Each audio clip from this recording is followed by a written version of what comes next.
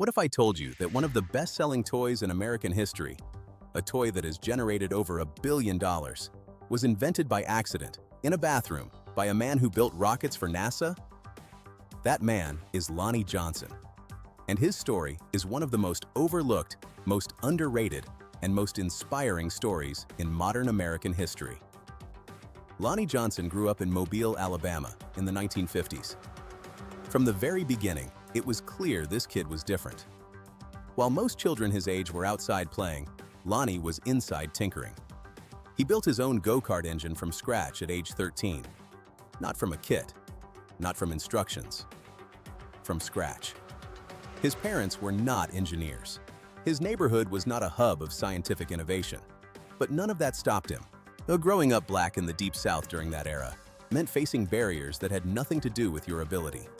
Lonnie experienced that firsthand, but he refused to let the world around him define the ceiling above him. He kept building, kept experimenting, kept asking questions that most people around him were not even thinking about. He went on to study mechanical engineering at Tuskegee University, and he did not just pass, he excelled. He competed in a science fair with a robot he built himself, powered by compressed air, and won. The same kid from Mobile was now standing out among the best young minds in the country. After graduating, Lonnie did not settle for the ordinary. He went to work for the U.S. Air Force, then landed a position most people only dream about: engineer at NASA's Jet Propulsion Laboratory. And he worked on the Galileo mission to Jupiter and the Cassini mission to Saturn. Billion-dollar space missions designed to push the limits of human knowledge, and Lonnie Johnson was one of the people making them happen. But even while doing all of that, he never stopped tinkering. He was always working on something on the side, always following curiosity wherever it led. That habit, that refusal to stop playing with ideas, is exactly what changed everything. It was 1982. Lonnie was at home, working on an experiment in his bathroom. He was trying to develop a new kind of heat pump, a device that could use water instead of Freon as a coolant. A serious engineering project with real environmental applications. He connected a nozzle to a bathroom faucet to test how his pump would move water. When he turned it on, a powerful stream shot across the bathroom and hit the tub on the other side. Lonnie stopped. He looked at what just happened, and instead of filing it away as a side effect and moving on, he had a thought that would change his life. That would make an incredible water gun. Now here is where the story gets interesting. Most people, even smart people, even engineers, would have laughed at that thought and gotten back to work.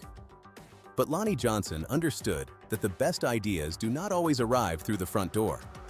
He recognized that the mechanism he had accidentally created, pressurized air propelling water with real force and range, was genuinely new. Something nobody had built into a toy before. He spent the next few years developing a prototype. He built it himself, mostly out of PVC pipe, a 2-liter bottle, and spare parts. It was not pretty, but it worked. And every time he tested it, something happened that no amount of engineering data could replace. People lit up. Kids especially. There was something about the power and the range of it that just connected immediately. By 1986, he had something he was proud of. Now, he needed to get it in front of the right people. This is the part most people overlook. Turning an idea into a successful product is extremely difficult, especially in the toy industry. Every year, thousands of ideas are pitched, but only a small number ever make it to market. Competition is intense, and companies often rely on trusted networks and familiar faces when choosing what to invest in. For Lonnie Johnson, the challenge was even greater. As a black engineer with no background in the toy business, he had no connections, no agent, and no industry support. He had to walk into meetings where he stood out, pitching an idea that others might not immediately understand or take seriously. Convincing decision-makers that his simple bathroom invention could become a massive success required persistence, confidence, and belief in his vision. His journey highlights how difficult it can be to break into an industry without connections, even with a brilliant idea. He got rejected, repeatedly. He went to Legion, a toy company with a solid track record. They expressed interest and then passed. He had conversations that went nowhere. He spent years shopping this idea around while still working his full engineering career, still raising his family, still believing in something the industry kept telling him was not quite ready. And most people would have stopped. Most people would have told themselves it was not meant to happen, put the prototype in a closet, and moved on. Lonnie Johnson did not do that. He kept refining. He kept showing up.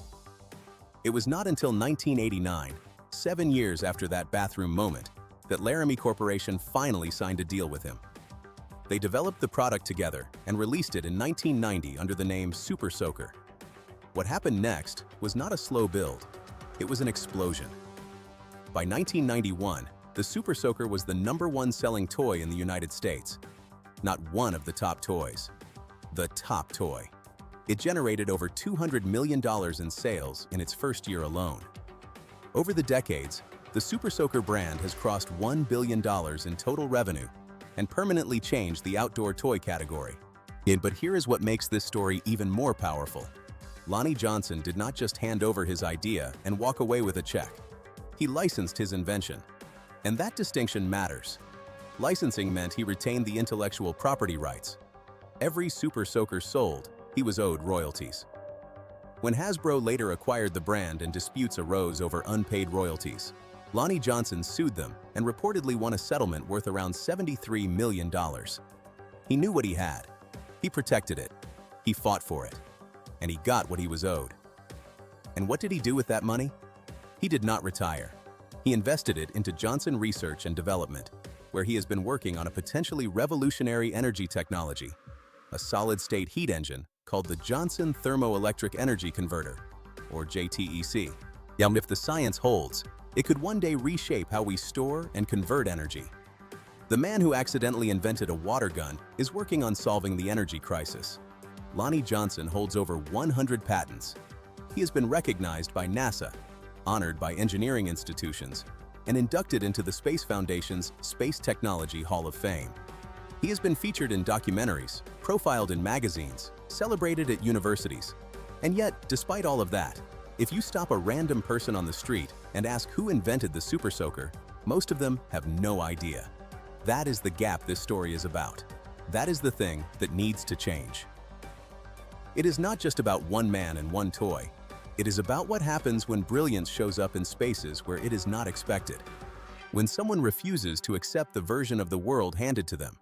When curiosity keeps going long after the workday ends. When an accident becomes a billion-dollar invention because one person had the clarity and the courage to recognize what they had stumbled into. Lonnie Johnson grew up in a segregated city, studied at a historically black university, worked on missions to the outer planets, built a billion-dollar toy by accident in his bathroom, won a legal battle against a global corporation, and is now reaching for something even bigger. That is not a side story. That is not a footnote. That is a legacy. And if nobody taught you about it, that says more about what gets left out of the conversation than it does about the man who built it all from PVC pipes and a dream. Yeah, welcome to 400 Plus, where we tell the stories that deserve to be told. If this moved you, subscribe and share it with someone who needs to hear it. We are just getting started.